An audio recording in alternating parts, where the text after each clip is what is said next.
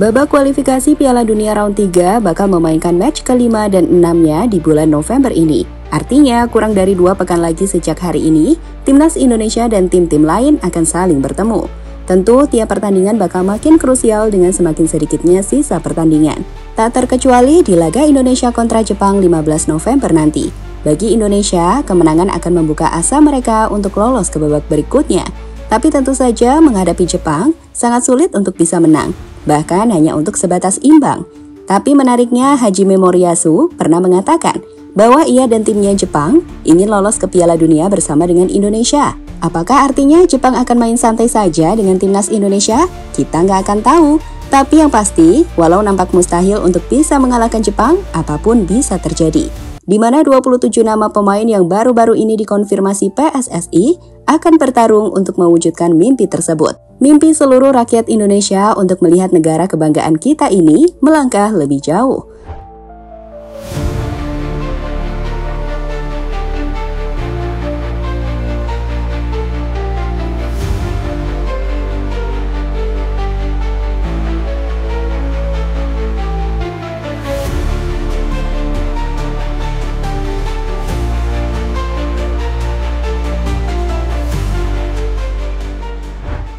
Arab Saudi, Bahrain, dan juga China. Kami pastikan ingin melihat Indonesia kalah atas Jepang.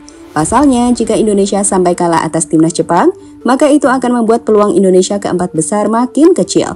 Di mana selanjutnya, itu berarti bahwa negara-negara seperti Bahrain dan Arab punya peluang lebih besar untuk memastikan posisi mereka terjaga di 4 besar.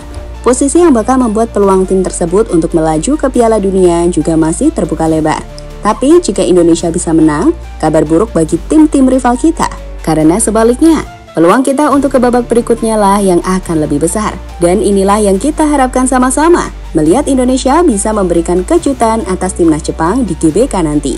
Meski ini lebih layak disebut sebagai Mission Impossible, misi yang akan benar-benar sangat sulit untuk mengalahkan tim terkuat di Asia saat ini, timnas Jepang.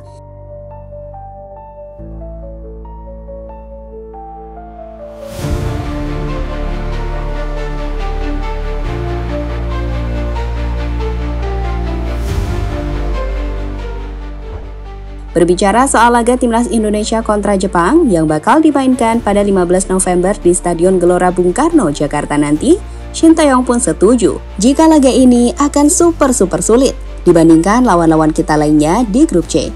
Jepang dapat dikatakan sebagai musuh terkuat, tim yang memiliki kualitas individu dengan pemain-pemain yang jadi bintang di Eropa, yang juga dibangun dengan organisasi permainan yang rapi, membuat Jepang jadi tim yang bakal membuat siapapun akan inferior saat menghadapi skuad tim Samurai Biru tersebut. Namun dalam interview yang baru-baru ini bersama media di Korea, Coach Shin coba untuk tetap optimis. Dalam penjelasannya, ia mengatakan bahwa dirinya dan tim akan tetap yakin dan percaya dengan pengalamannya. Menurutnya, bola itu bundar dan apapun bisa terjadi. Jepang adalah tim kuat, jadi kami berencana membangun tim dengan fokus pada taktik. Tapi tetap saja, bukankah saya punya pengalaman melawan Jepang? Bukankah bola itu bundar? Ujar Shin Tae-yong, sumber Nate. Selain Coach Shin, pemain timnas Indonesia lainnya juga menunjukkan keyakinannya untuk bisa memberikan kejutan pada timnas Jepang. Justin Hubner contohnya. Pemain yang kembali ke timnas usai sembuh dari cedera itu memberikan komentar soal ambisinya membawa hasil yang terbaik di laga kontra Jepang dan Arab. Saya telah pulih dari cedera. Saya siap melawan Jepang dan Arab Saudi November ini. Berharap kami bisa meraih hasil bagus dari 2 laga ini. Saya sudah benar tidak sabar untuk kembali membela timnas. Sampai berjumpa di GBK, kata Justin Hubner, sumber Kumparan. Sementara itu, Calvin Verdong memilih untuk memberikan pendapatnya soal pentingnya kekompakan tim, yang menurutnya masih belum maksimal. Saya lebih berpikir bahwa segala sesuatunya belum berjalan dengan baik sebagai sebuah tim. Saya bukan pemain yang suka bermain-main, hanya memberi umpan silang dan menembak ke gawang. Saya juga harus mengandalkan rekan satu tim. Dan jika tim mulai tampil, otomatis saya akan bermain lebih baik, kata Calvin, sumber Forza NEC.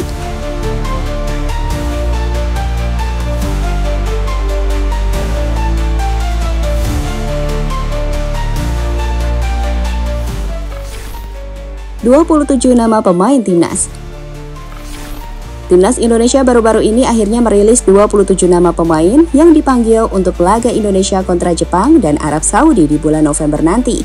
Dari nama-nama pemain yang dipanggil, kita akhirnya bisa mengonfirmasi jika Justin Hubner kembali ke skuad tim Garuda usai sembuh total dari cedera pergelangan kakinya. Ini adalah tambahan kekuatan yang bagus di lini bertahan. Di sisi lain, beberapa kehilangan juga terjadi saat pemain seperti Malik Rizaldi tidak bisa bermain karena cedera. Begitupun dengan Hernando. Tapi untungnya di posisi kiper kita masih punya sosok utama dalam diri Maarten Pas. Selain itu, nama-nama seperti Jay Izzaz, Michael Hurst, hingga Eliano juga dipanggil untuk bergabung dengan bintang lainnya. Tentu ini adalah wajah yang cukup mewah, dan semoga saja dengan kualitas pemain Eropa yang dipanggil, kita bisa memberikan kejutan tanpa perlu meninggikan ekspektasi kita. Maksudnya kalau kalah dari Jepang ya jangan dihujat, karena itu hal yang wajar. Tapi kalau menang, ini akan jadi kejutan besar bagi sepak bola Asia, bahkan dunia.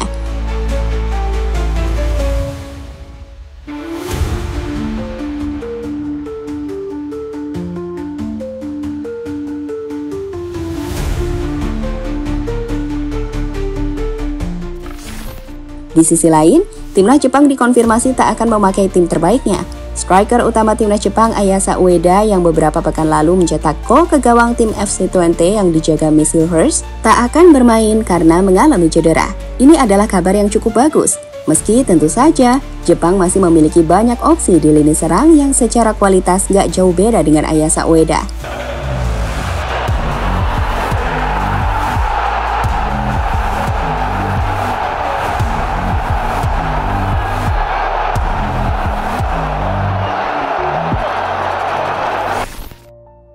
Lini serang on fire.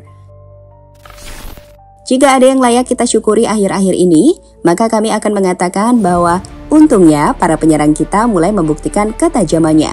Di Liga Belgia, Ragnar Oratmangun sukses menciptakan gol debutnya bersama FCV Dandar di akhir pekan lalu. Sedangkan Rafael Strijk baru-baru ini juga mampu mencetak golnya untuk tim barunya di Liga Utama Australia, Brisbane Roar. Baik Ragnar dan Rafa tampil apik di timnya, di mana ini adalah pembuktian nyata jika mereka bisa diandalkan timnas untuk jadi penyerang utama tim Garuda.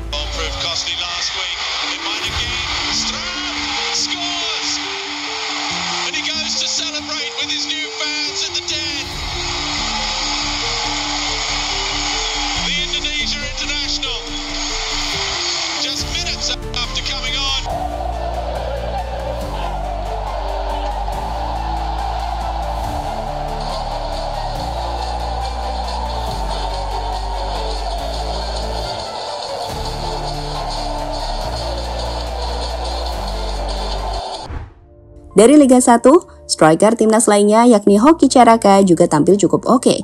Musim ini 3 gol bahkan telah Hoki buat untuk timnya PSS Sleman, yang membuat namanya keluar sebagai pencetak gol terbanyak di timnya sejauh ini.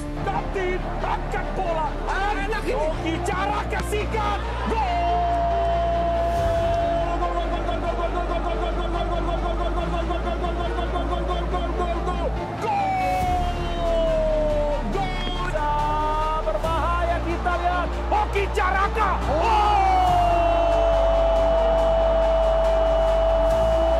Dari para pemain-pemain Arema di saat Hoki Caraka ingin melakukan tendangan. Maksudnya, dengan para penyerang timnas yang mulai mencetak gol, kita berharap ini akan berimpak pada lini serang timnas untuk tampil lebih tajam. Sebelumnya ada Rafa Strijk yang mampu mencetak gol indah ke gawang Bahrain, dan semoga ia mampu melakukannya kembali di bulan November ini. Rafael Strijk sangat tenang, dia menempatkan bola dengan akurasi yang begitu baik tanpa bisa dijangkau oleh penjaga gawang. Kembali lagi soal persaingan di grup C, jika timnas Indonesia mampu mengejutkan timnas Jepang, dan semoga saja itu terjadi, peluang tim Garuda akan lebih besar untuk menatap 4 laga terakhir di tahun 2025 mendatang. Apalagi jika tambahan pemain-pemain keturunan telah datang, seperti Gavin Dex yang dikonfirmasi akan siap disumpah di bulan Maret, hingga pemain-pemain yang bisa diproses dalam rentan waktu yang cukup lama saat ini, seperti Miliano Jonathan hingga yang diharapkan Jairo Redwood. So, laga kontra Jepang adalah laga yang vital teman-teman, meski sekali lagi ini akan tampak seperti Mission Impossible.